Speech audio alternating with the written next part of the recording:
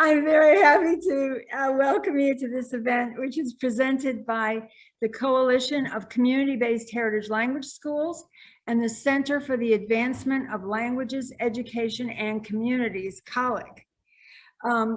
It's a fabulous collaboration. And in this rich time together, Fabrice Jaumont is going to interview Steve Levine about his new book, America's Bilingual Century: How Americans Are Giving the Gift of Bilingualism to Themselves, to their loved ones, and to their country.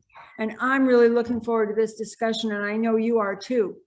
After they talk, 4 language representatives who work with the coalition are going to reflect on what they've heard and think about the role of community-based heritage language schools in America's bilingual century.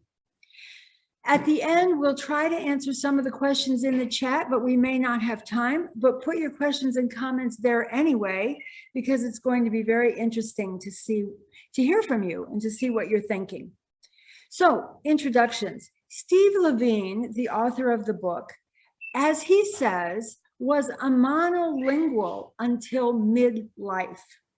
Very interesting. He's now dedicating this part of his life and career to biliteracy and multiliteracy, and he's championing bilingualism and multilingualism in the United States as a path to a stronger and healthier nation. He divides his time between South Florida, where he is right now, and where he successfully practices his Spanish, and Maine, where he says he's somewhat less successful at sounding like a local. It would be fun to follow you around in both places and listen to you, Steve. I wish I could. It would be fun. Fabrice Jaumont has been extremely active in the world of bilingualism, multilingualism, and dual language education for some time now. And he is a valued collaborator with the coalition. He's published 5 books, including The Bilingual Revolution: The Future of Education is in 2 Languages. And that book has actually been translated into many languages. And his upcoming book is Conversations on Bilingualism, in which he converses with leaders in the field. He has recently been called the godfather of language immersion programs by the New York Times. Quite an honor. The 4 people who will respond to this interview all have significant experience with running and often founding community-based schools. Erin Benavides, who works with Spanish, Angela Hasheva with Bulgarian, Tommy Liu with Chinese, and Agnès Tonkura with French, and you will see them all soon after the interview. So we're in for a rich treat, and thank you so much for organizing this, Fabrice and Steve.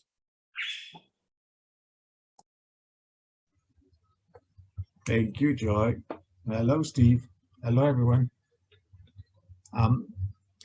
This is a very special gift to have Steve today and talk to him. I consider him a model and a source of inspiration. I actually, when he told me about his podcast, I thought, well, I want to do a podcast like Steve, and so I did. And then he told me about his book plans, and I thought, well, this is very interesting, and then let's work together. And again, we're following each other's pathways to some extent.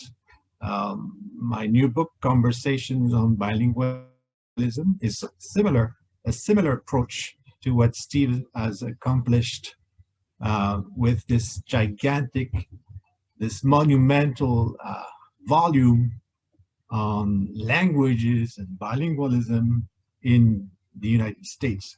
The book is here. You'll see it. It's a masterpiece.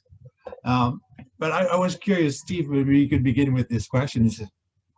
Tell us a little bit, why on earth did you even try to go down that path of interviewing people about their language passion, figuring out what was the situation of languages in the United States, from a podcaster to an author? Why Why? Thank you, Fabrice. And I do have some explanations to make.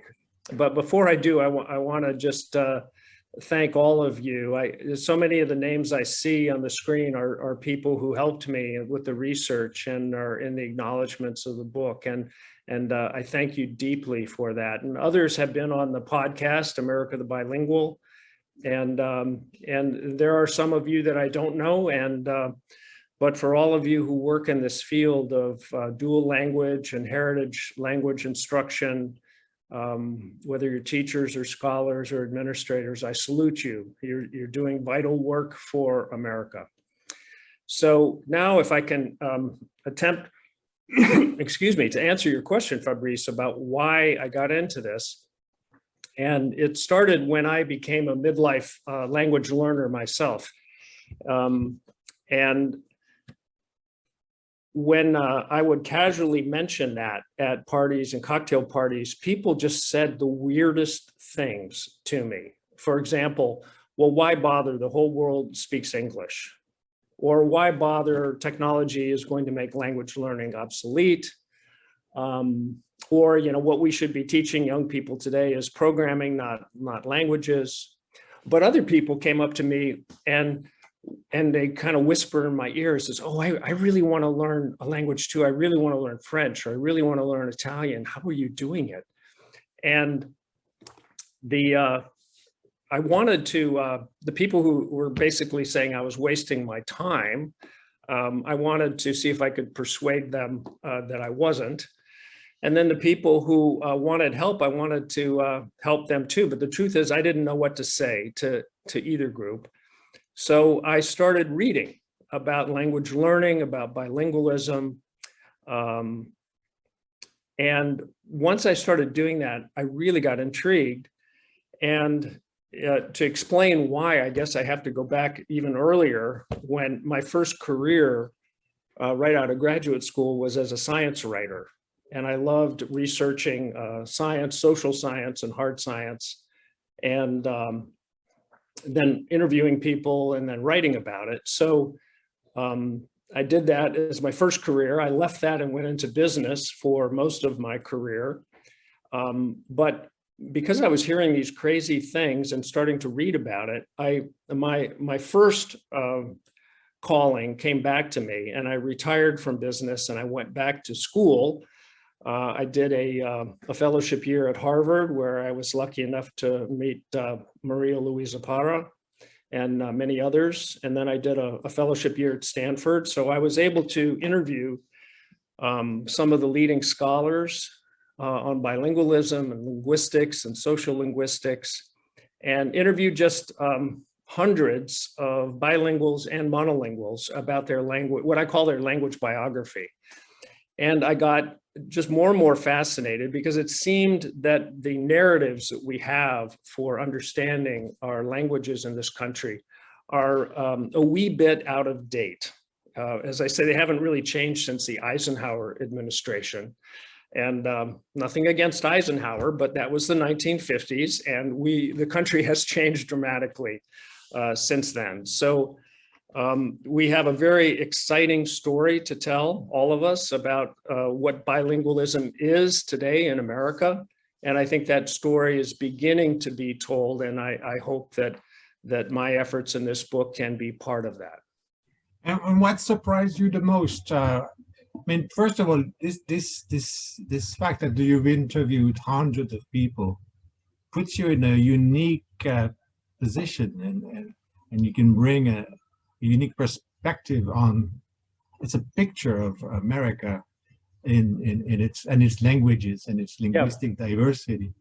Yeah. What has surprised you the most, and what are the things that you've discovered in this journey?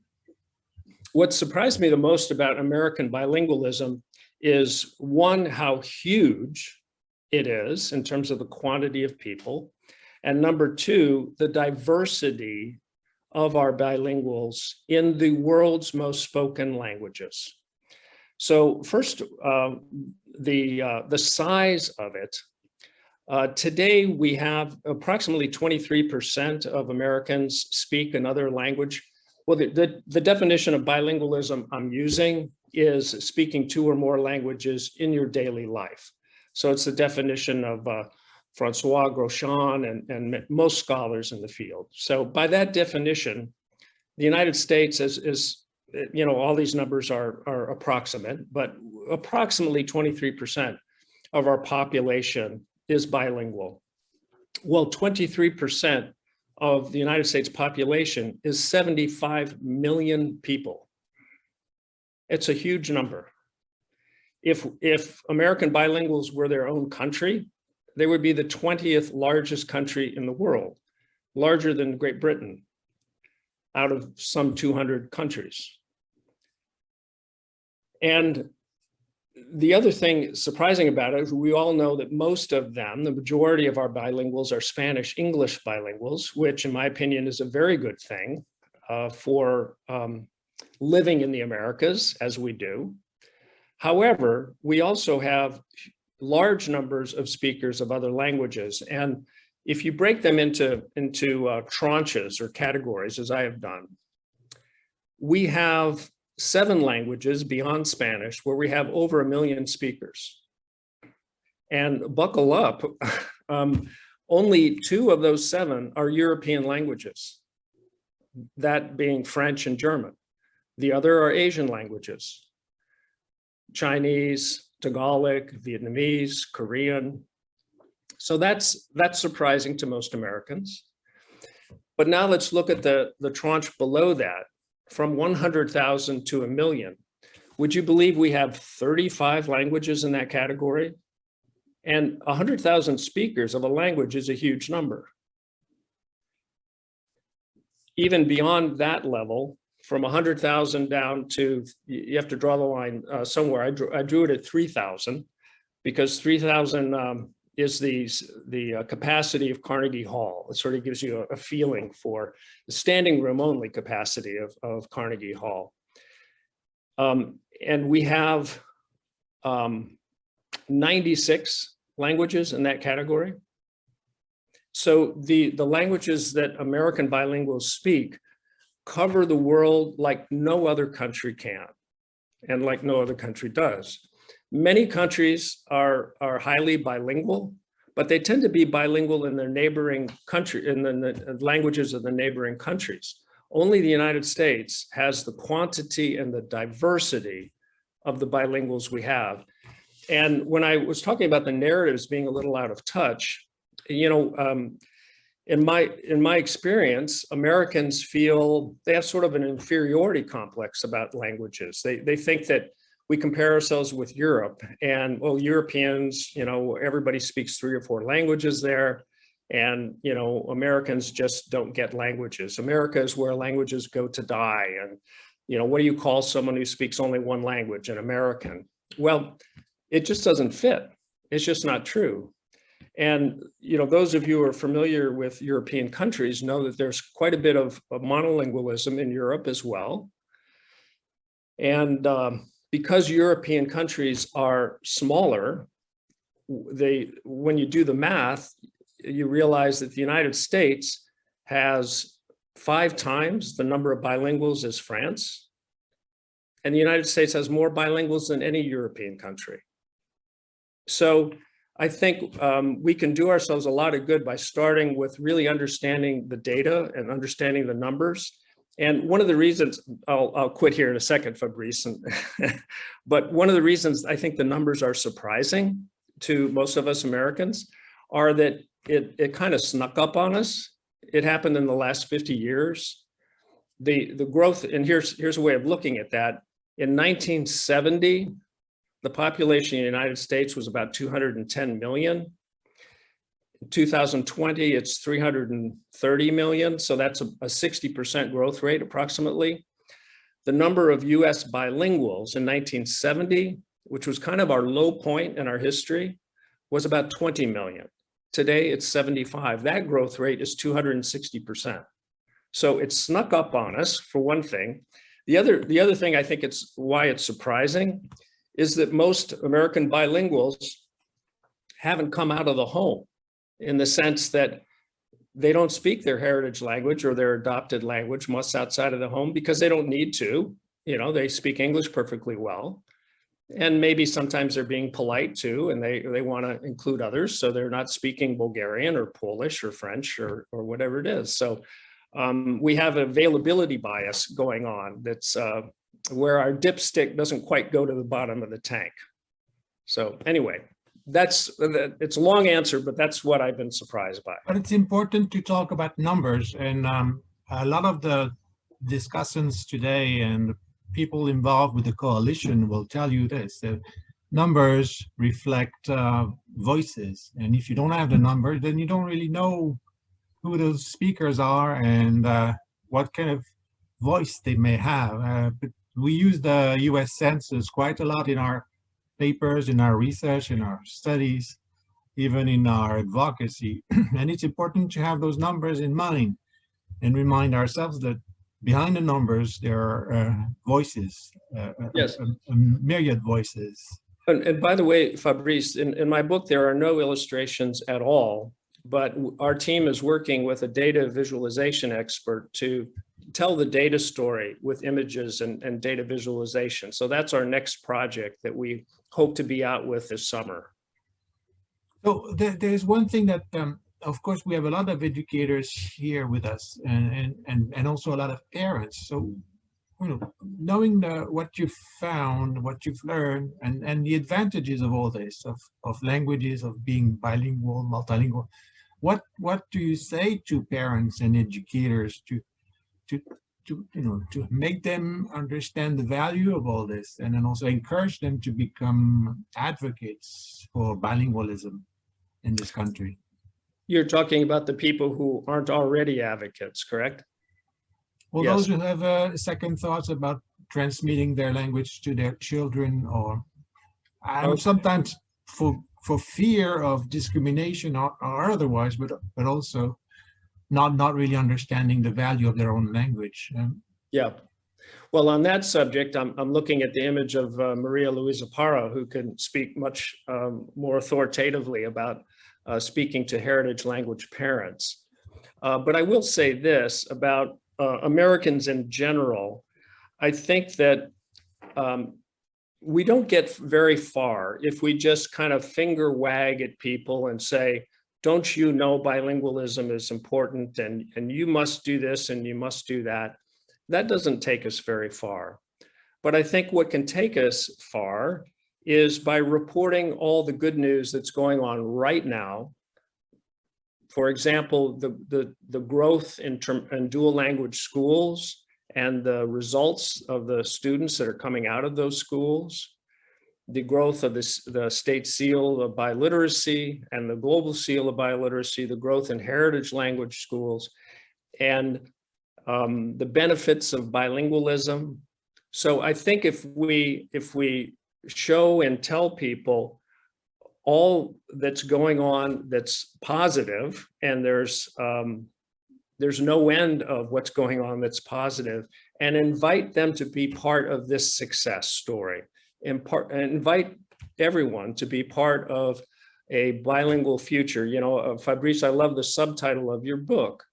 The future of education is in 2 languages. It's so inviting. And I think if we can reach out to all parents to say, look at all these children who are excelling by having their education in 2 languages, don't you want to be part of this success? I think that's a much more effective technique. How do you see the role of community-based heritage language schools? We have here a lot of school principals, administrators of heritage language programs, but how do you see their role in this adventure? I think they're vitally important, and knowing that we're gonna talk today, I brought this book, this old book, which is Joshua Fishman's book from 1966, Language Loyalty in the United States. And part of my research, I mean, I just fell in love with this guy, although he passed away a few years before I started researching. Back in 1966, he was trying to tell the country, he was the first one to systematically measure the linguistic capital of this country and think of it in terms of a resource at a time where America was thinking of everything else but that. You know, we were worrying about the Cold War and McCarthyism, and he was the first one, this foundational sociolinguist, who said, wake up, guys, we have these tremendous resources.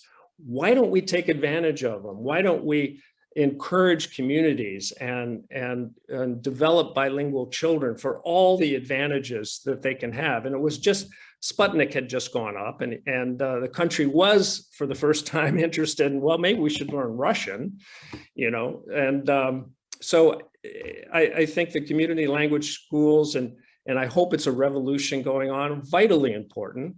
And I also hope that they serve not only their traditional communities, but that they open widely and say, you know, come to us and learn Bulgarian with us, or come and learn Greek.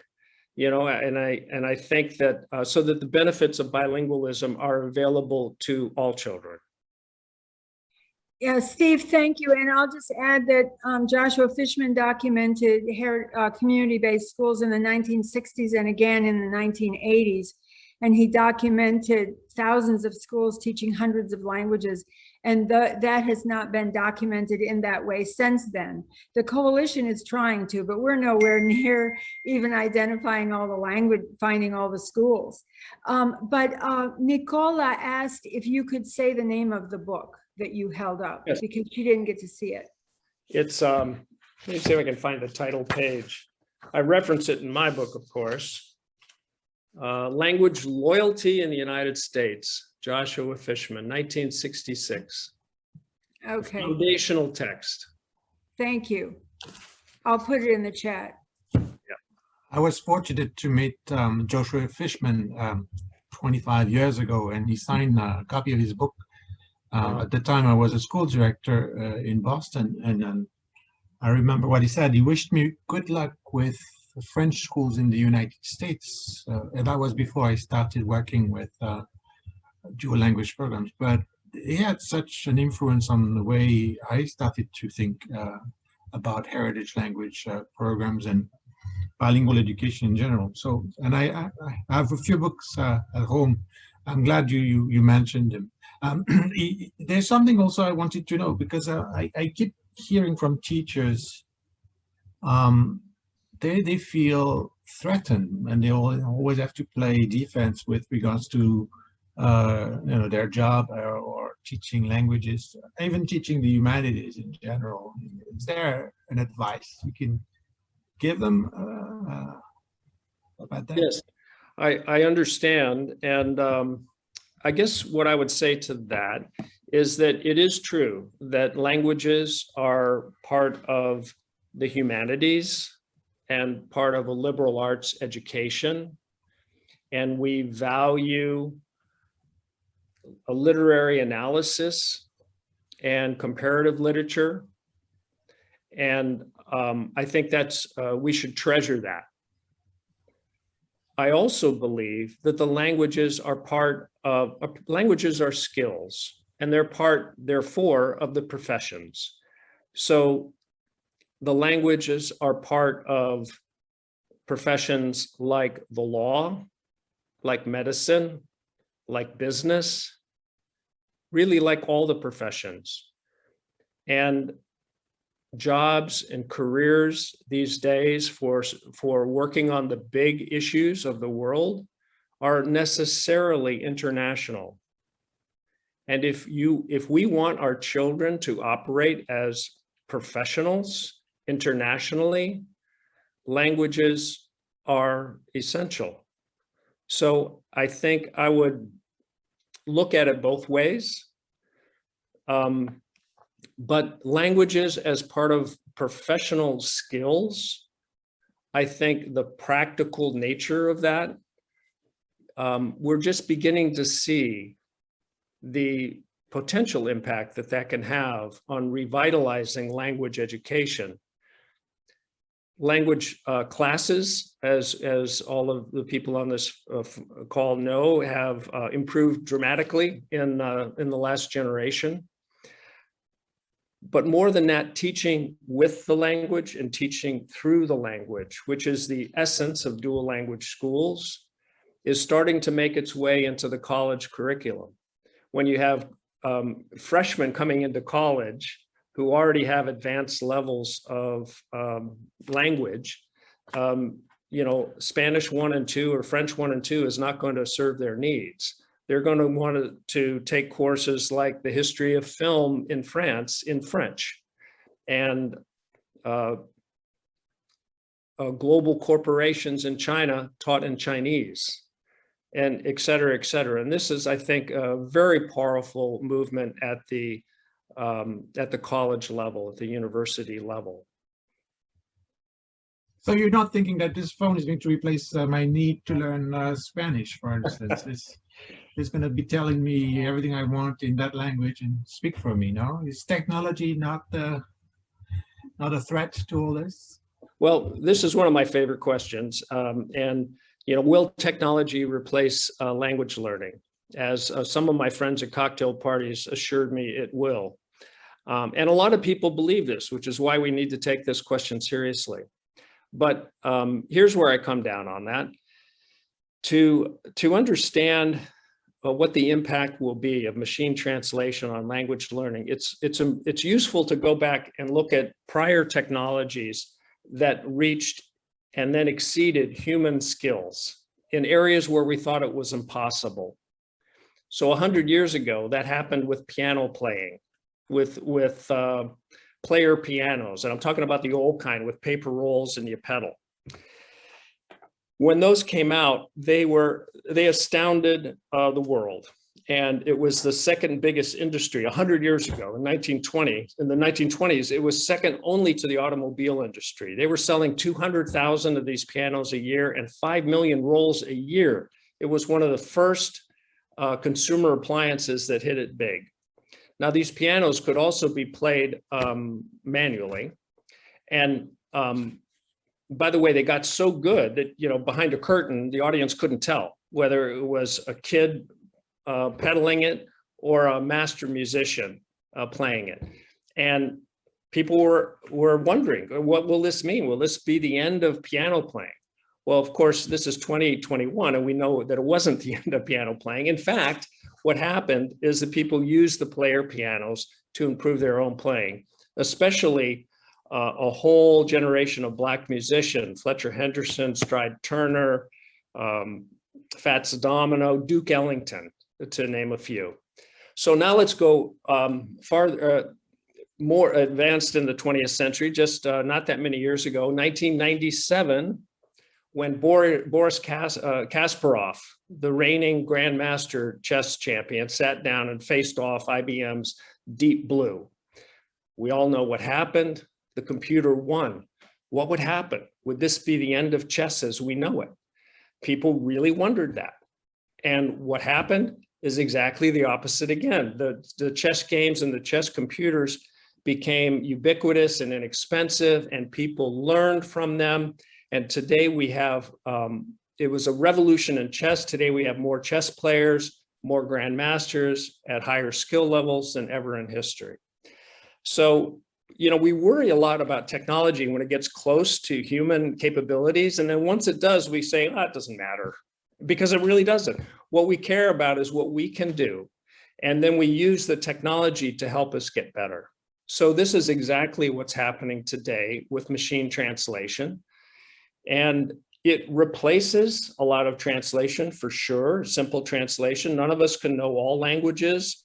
And when we go to a country where we don't speak the language, it's a wonderful tool to help us learn the pleasantries and find a bathroom and learn what I call buds of bilingualism. It's great for that.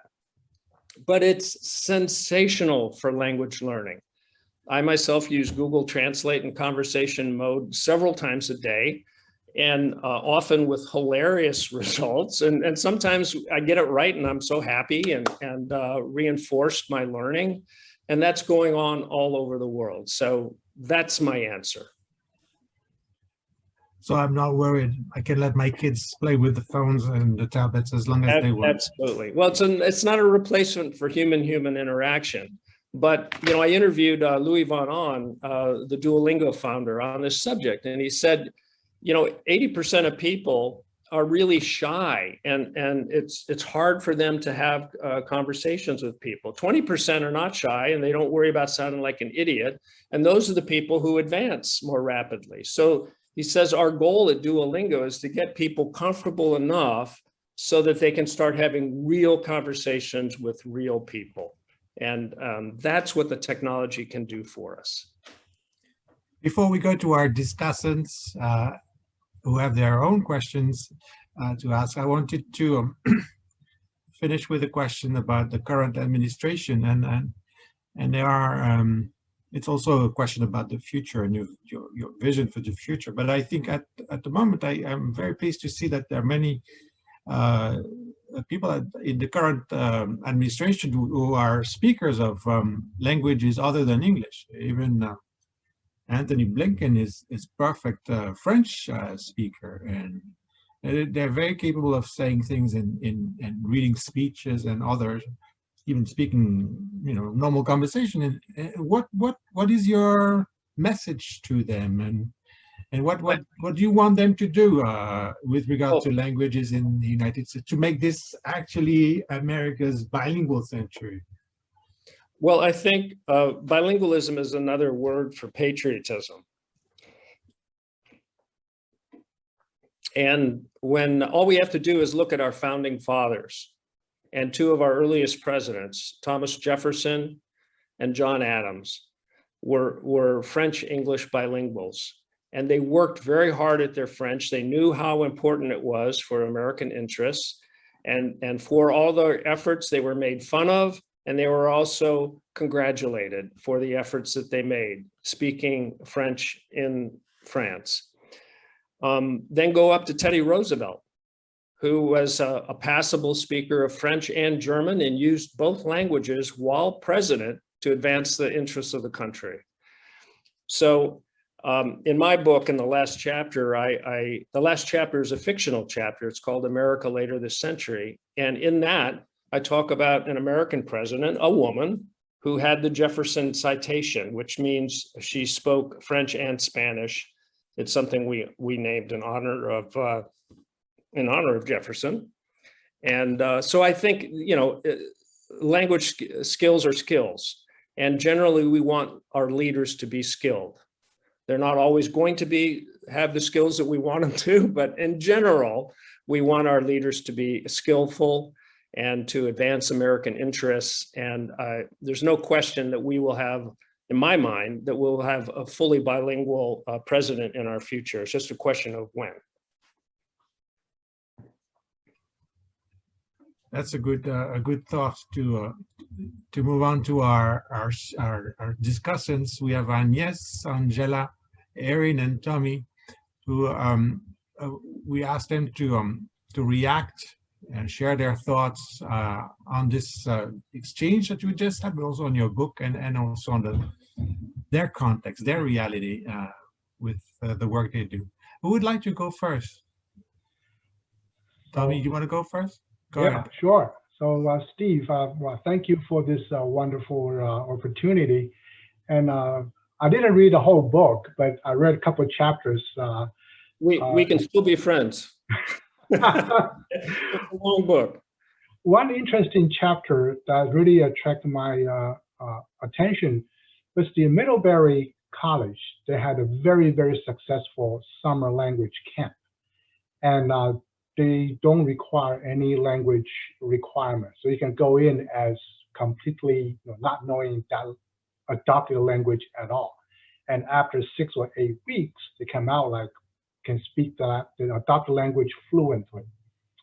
Now, I wish I could visit them to see how did they do it. Now, based on your observation and a conversation with the dean and all the people there, how do you think about the community-based heritage language schools can also achieve this kind of result?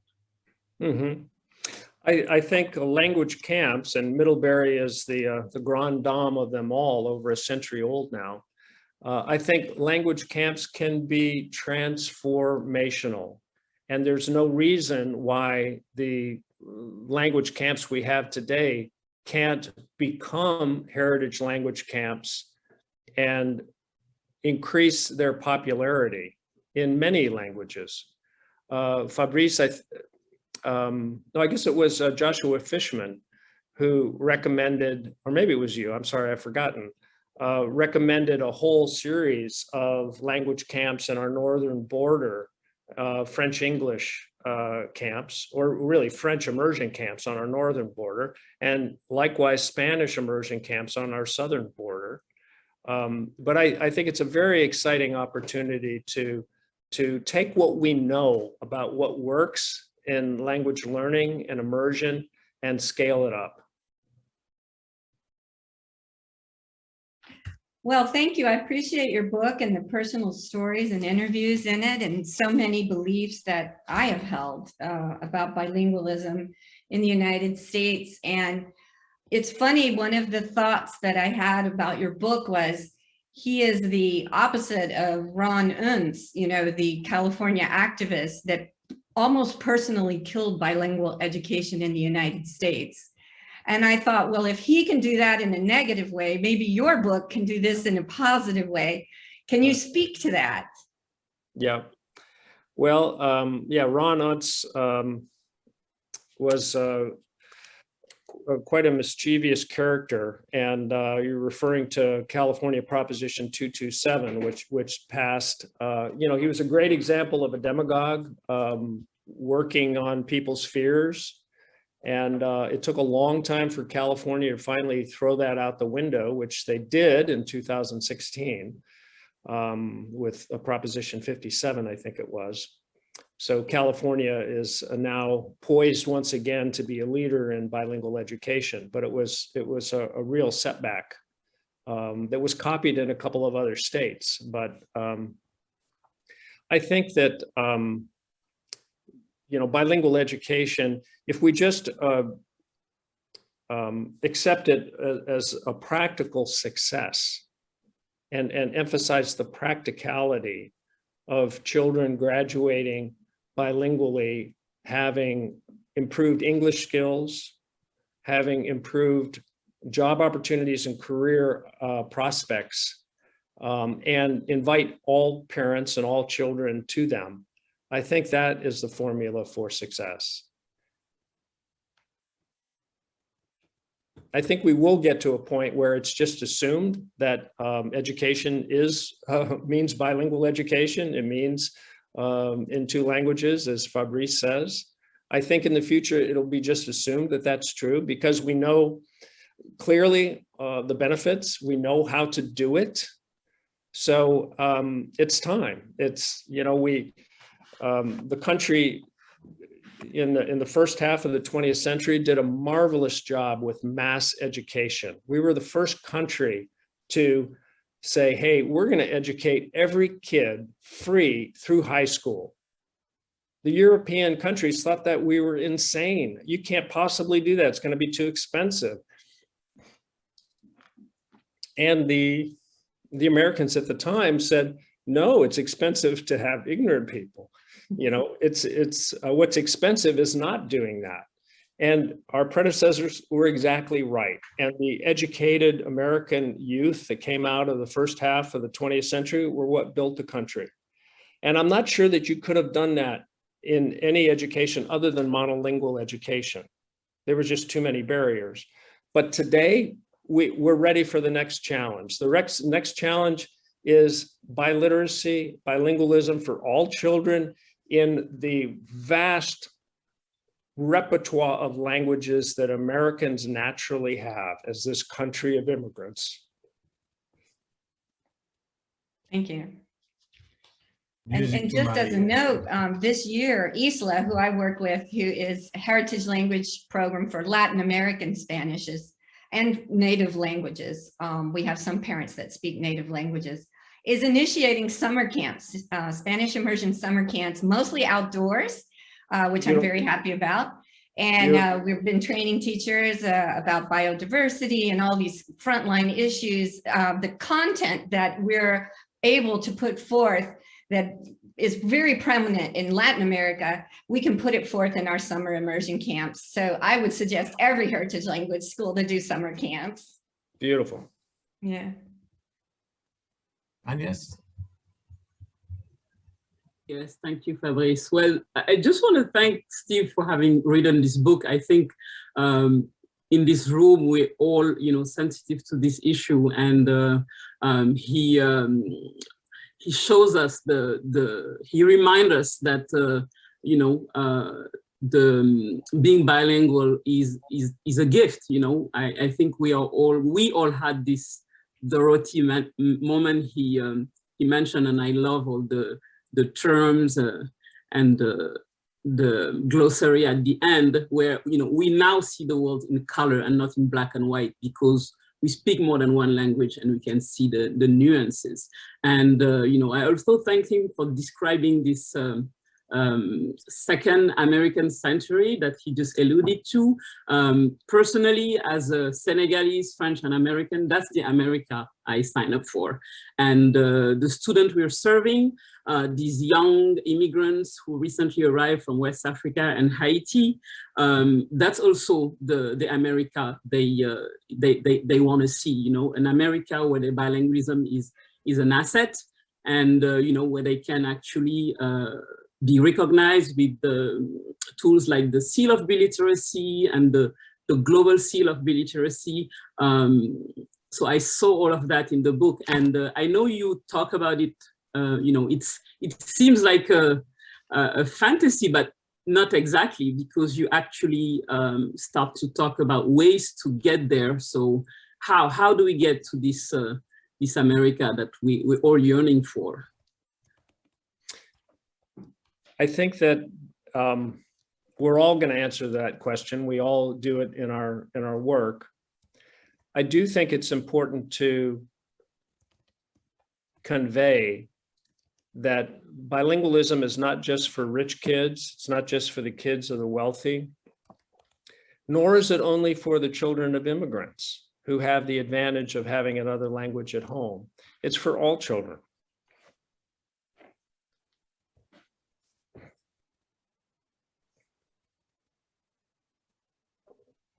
Angela, do you want to pick up?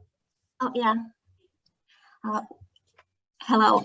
I really, really want to appreciate everything that had been said and all your thoughts.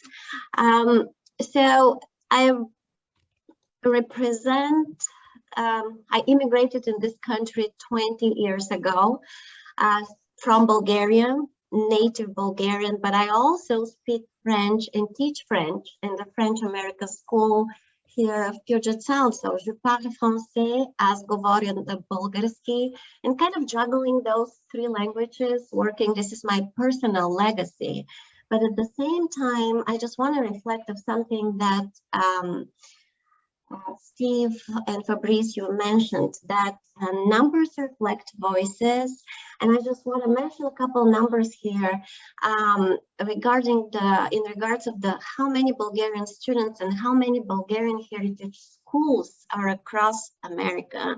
And just to reflect upon that numbers, there's 3,531 registered students in United States, Bulgarian heritage students, and there are 54 registered community-based heritage language schools teaching these kids Bulgarian language, of which 735 are middle school students and 190 are the high school students. And I'm representing the association. I'm the president of the association of all those schools and of all those children. What I want to say is from us being the first generation of immigrants like me in United States to all those contemporary accounts of our children.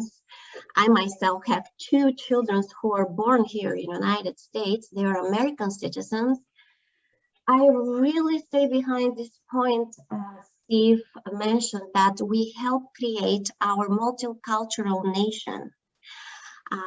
which America is, and we abandoned everything in our native Bulgaria and came to the United States to meet unknown people in an unknown country, yet with our everyday struggles and achievements together with all colleagues across languages from the coalition of community-based schools. So we actually have made the United States can I say a beacon of multicultural education and heritage language education. And what I really think we are people who have sustained the dream of equality in this country where diversity is a destiny, actually, because this is our destiny. And I'm really pleased to read the book and to meet with you and to talk with you and to all the colleagues. And our legacy is a legacy of struggles, solidarity, and community. And we are one community together. Well, thank you. Oh, sorry. Go ahead, Steve. I just wanted to thank you for coming to America and raising your children here. Yeah. And thank you, Tommy, Aaron, Agnes, and Angela for your thoughts. Fabrice, and Steve, I was wondering, there are two things in the chat that might be worth mentioning. We have about 10 more minutes, or can I mention these and then you can sum up the way you'd like to? We can't see you, Joy, but we see your lovely picture. And there you are. So Lena Resnick Parado mentioned that she teaches undergraduate students, and many of them are heritage language speakers of Spanish. And when they discuss our national context, many of them say that they don't know why our country is the way it is. So I'm assuming that they are not feeling like their language and culture are valued. And she asked, where does our monolingually centered mindset come from? And then I want to add something to that. I think maybe it's worth thinking about these together.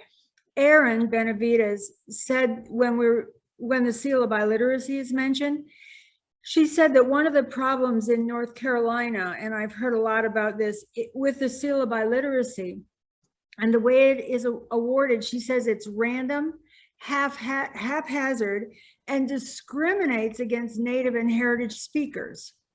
So there are two dynamics going on that I thought you might want to say something about. Sure.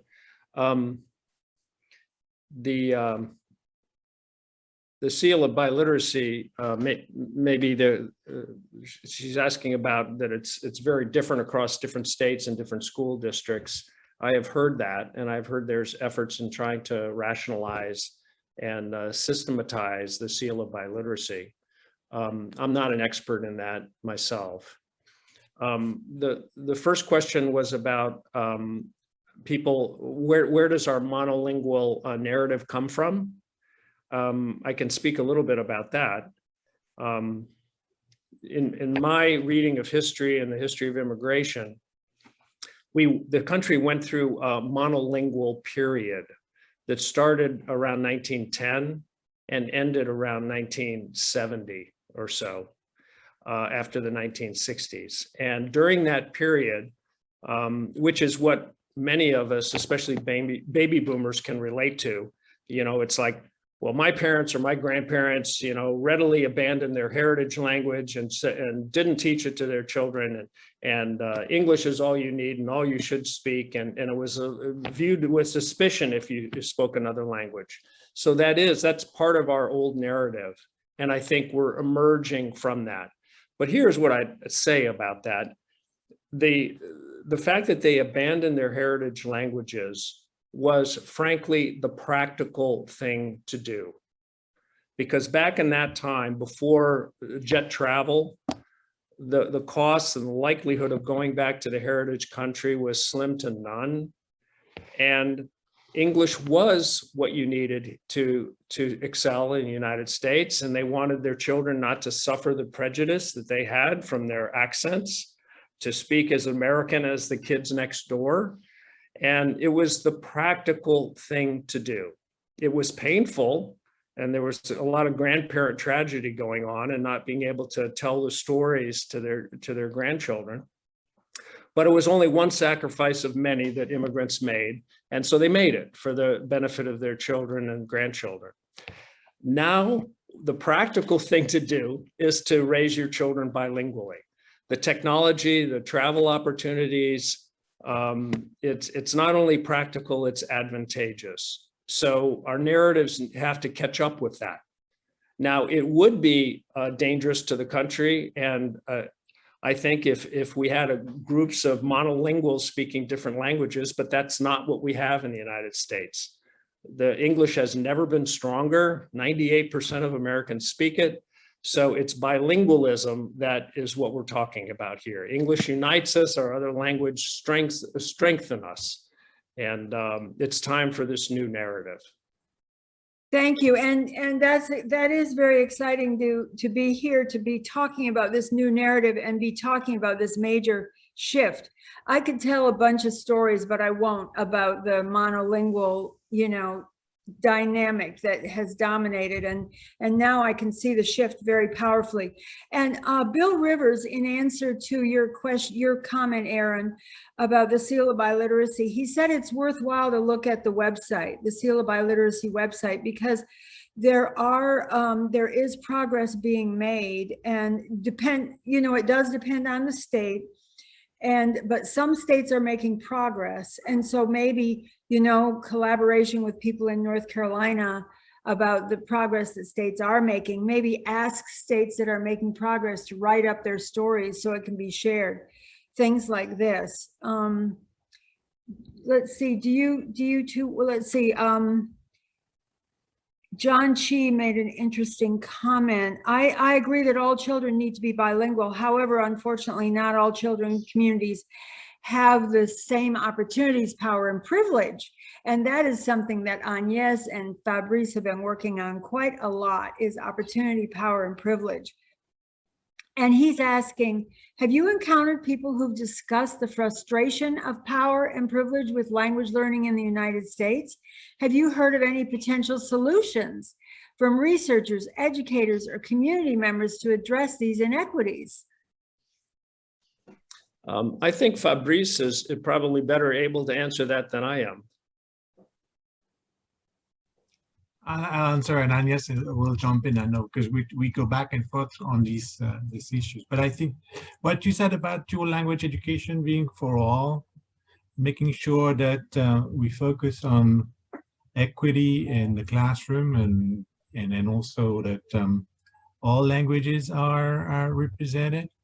This is also, I think, the dual language two-way immersion model has a lot of potential for solving issues of inequity, intolerance, and hate, because these programs potentially can foster mutual respect, tolerance, mutual understanding, and I think ultimately they can generate more peace in our society.